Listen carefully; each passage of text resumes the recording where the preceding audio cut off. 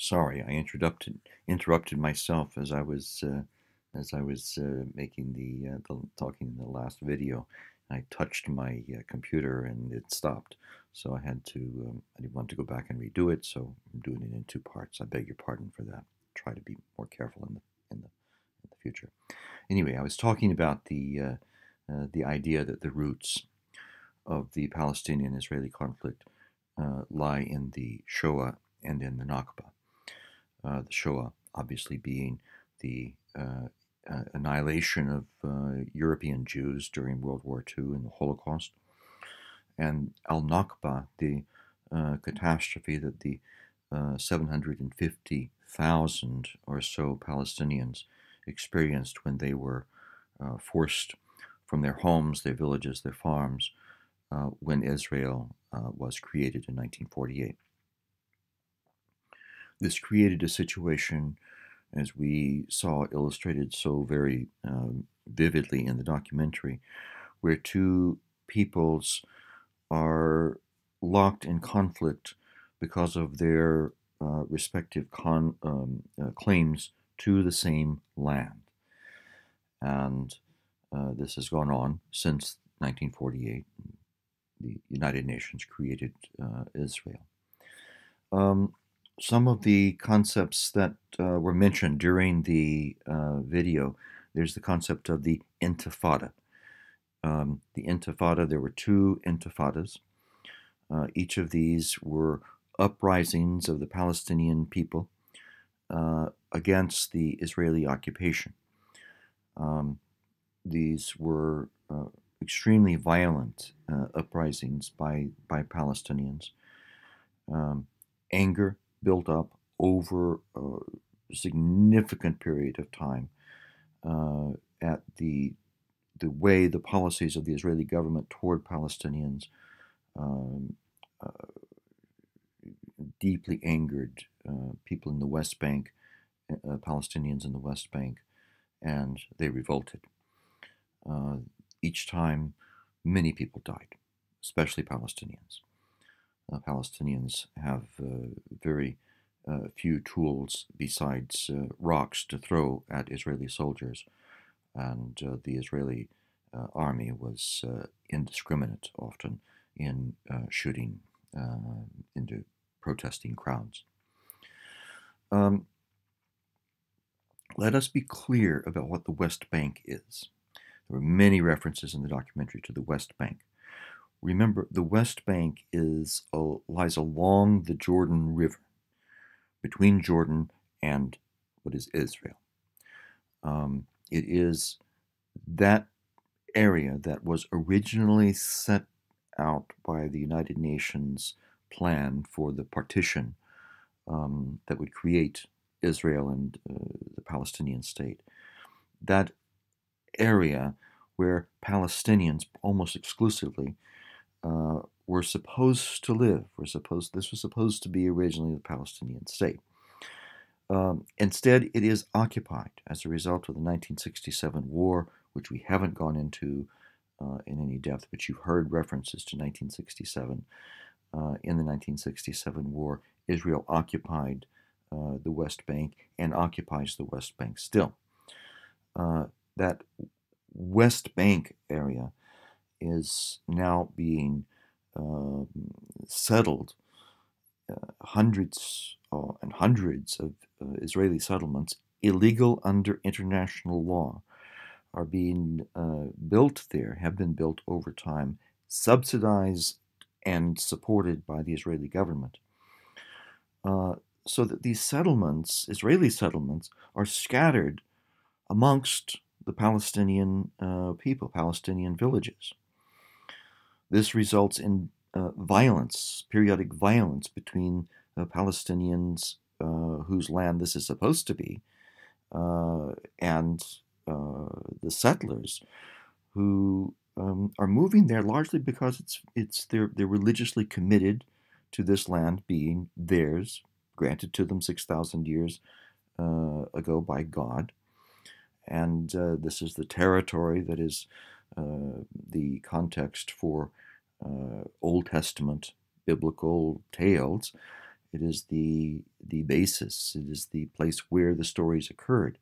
And so the Israelis do claim this as their original homeland. And it's really the Palestinians who are in the way, not the other way around. The Palestinians don't quite see it that way, as they lived in this land for hundreds and hundreds and hundreds of years. And in fact, many of them are descendants of those original Jews who lived in the land so many thousands of years ago. So there is that conflict, the settler versus Palestinian conflict in the West Bank. We talked about the right of return. One of the key issues in peace negotiations between the Palestinians and the Israelis is whether or not Palestinians who were expelled from Palestine in 1948 would be allowed to return. Those people, if, to the extent they're still alive, and their descendants, whether they would be allowed to return. Israel absolutely opposes the right of return. Why? Because Israel wants the state. Israel is conceived of as a state for the Jewish people. They are concerned that if Palestinians are allowed to return to their villages in what is now Israel in only a short time, by 2030, 2035, Jews would actually be a minority in Israel. How can you protect Jews in a state that is not predominantly Jewish? This is the Israeli reasoning.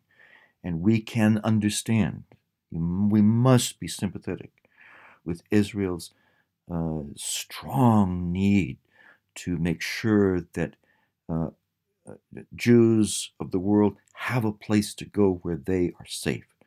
And there won't be a repetition of the Holocaust that annihilated most European Jews during the Second World War. Martial law is imposed in the West Bank, as we saw, against Palestinians by the Israeli Defense Forces, IDF. The martial law is applied to Palestinians. Israeli law is applied to the settlers. This double standard creates a tremendous amount of anger amongst Palestinians. One last issue, and then I will ask you to give some thought to your papers, your writing here in the comments section.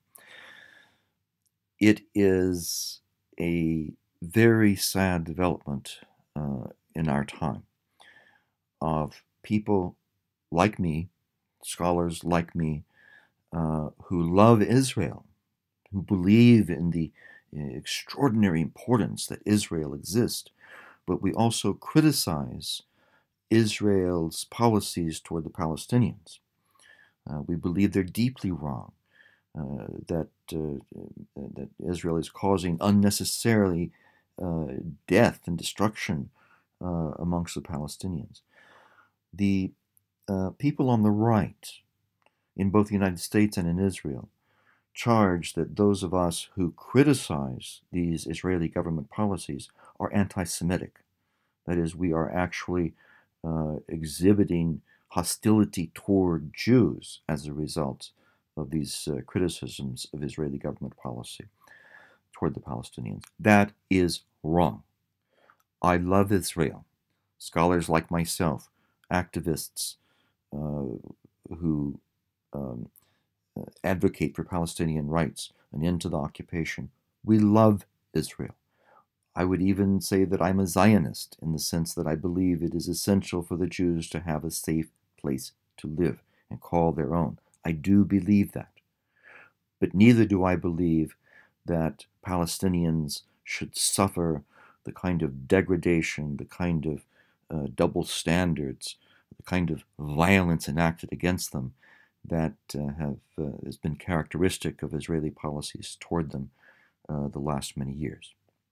So, opposition to Israel government policies toward the Palestinians does not equal anti-Semitism. Very, very important idea. All right, with that, I will stop and invite you to turn to your 300 to 500 word comments in the section of this video down below, and wish you very good luck with that. I will see you on Monday. Thank you very much.